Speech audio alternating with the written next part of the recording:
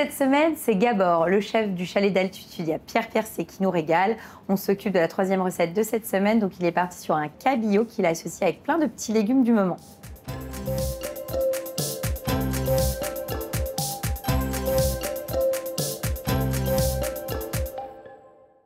Alors, donc, Gabor. pour ma recette, le cabillaud, donc, il me faut des légumes. Donc, j'ai pris des carottes, des courges et des brocolis.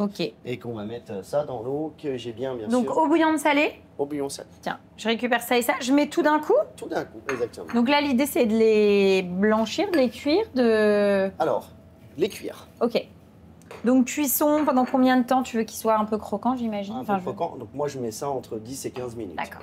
Pendant ce temps-là, que les légumes donc, ils cuisent, je vais prendre mon poisson que j'ai préalablement préparé dans des poches sous vide. Donc, je prends juste pour mesurer l'eau. Tu veux que je ramène le poisson? Oui. Tiens, hop. Donc là, la température, on attend un tout petit peu.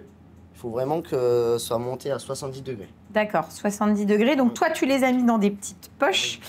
Moi, à la maison, si je veux refaire cette cuisson-là, en gros, je les mets quoi? Dans du film alimentaire? Je fais comment? Alors, ça existe, des poches sous vide, au supermarché, donc qui est déjà préparé. On a juste à les fermer automatiquement. D'accord, ok. Voilà. Bon, sinon, on peut aussi les cuire sur peau, à l'unilatéral. Ça fonctionnera très bien aussi pour la recette. Voilà. C'est bon, je peux les mettre dedans? Oui, on peut les mettre. Donc, je les mets comme ça? Oui, 3 minutes.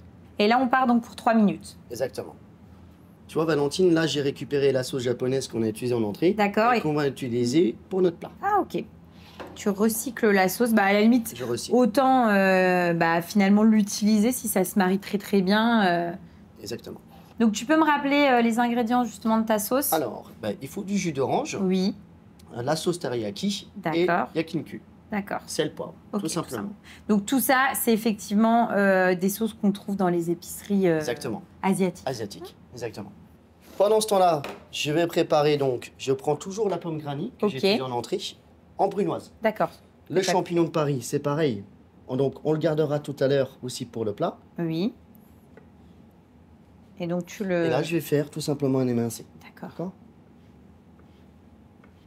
C'est vrai que c'est rigolo parce que finalement, dans les recettes que tu nous proposes là cette semaine, tu as pas mal de choses que tu recycles. La Granny Smith, là tu me dis que le champignon de Paris, tu vas également l'utiliser dans la recette suivante, la petite sauce. Exactement. Ça, c'est une particularité de ta cuisine aussi. Tu aimes bien justement ne pas faire de gâchis et pouvoir utiliser des choses dans certaines recettes, les marier avec d'autres, etc. Exactement, parce que chez moi, en fait, il y a 0 gâchis. Donc vraiment 0, quand je te dis 0, c'est vraiment 0. On utilise vraiment tout ce qu'on peut, on le retravaille et c'est même, voilà, 0 gâchis. Donc une fois que mes champignons sont prêts, je prends une poêle. D'accord. Ma petite poêle. Donc tu mets tes champignons. Les champignons. Dedans. Mes girolles un tout petit peu parce que ça me servira aussi pour la viande. D'accord. Donc tu mets quelques girolles. Quelques girolles. Et après, on va sur le chaud. Un petit peu d'huile d'olive. Un petit peu d'huile d'olive. Et tu vas poêler le tout, quoi. Sel, poivre, bien sûr. On va pas attendre que les légumes soient cuits. On avait préparé d'avance et on va les poêler avec je vais les poêler champignons. Justement avec les champignons. Donc j'en mets un tout petit peu, ça sert à rien d'en mettre beaucoup. Le poisson, c'est bon. On le sort. Je viens sur ma petite planche, je vais ouvrir ma poche. Et là, je le prends délicatement. Et tu le mets donc dans ta poêle. Dans ma poêle. Tu le mets dans la poêle parce que quoi? Tu vas quand même le... Je vais le cuire au four. D'accord, tu vas terminer la cuisson. Au four. Quel est l'intérêt de faire 2 cuissons comme ça? Moi, ce que je veux, c'est que quand on va dans un restaurant, souvent le poisson, il est sec. Il est sèche et du coup en fait là il est très tendre. D'accord. Le fait de le faire en 2 cuissons comme ça. Voilà. Donc sel, poivre. Donc tu assaisonnes avant d'enfourner. Oui. Et avec cette technique-là, ton poisson il sera nacré à cœur? Oui, exactement. Et tu veux que je mette un petit peu de... Allez. J'en mets quoi? Voilà, juste un petit peu. Okay. Mon four j'ai préalablement chauffé à 180 degrés. D'accord. J'ouvre. Oui. M'inverse. Ah pardon. Excuse-moi. Donc 180. Pendant 3 minutes. Pendant 3 minutes. D'accord. Donc là, les légumes, c'est quasiment terminé, hein, d'abord? C'est presque terminé. Voilà. Donc, on va avoir des légumes un peu croquants dans notre bouche. Et là, si tu regardes, Valentine, tu vois, on retravaille, tu vois, poisson, terre et mer. Ouais, encore une fois. On retrouve effectivement cet esprit-là. Et là, je vois que tu as un siphon. Oui. C'est pour cette recette-là que tu vas l'utiliser? Exactement. En fait, on a fait une émulsion tout à l'heure au lard. Oui. On va la réutiliser. D'accord. Donc finalement, tout est prêt. On attend, là, dans 2 minutes, le poisson sera cuit. On dresse et on goûte. Donc là, c'est bon, on a sorti le poisson du four. On va dresser. Et on va dresser. Donc, on prend nos légumes avec nos champignons que je mets au milieu de l'assiette. D'accord.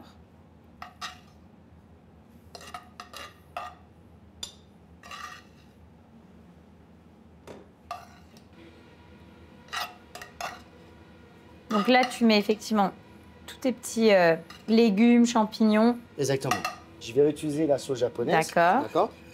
Et j'en viens verser délicatement par-dessus. Alors, une cuillère, ça suffit. Je viens mettre mon poisson par-dessus. Ok. Bon, tu vois le poisson? T'as vu la chair? Ouais. Voilà.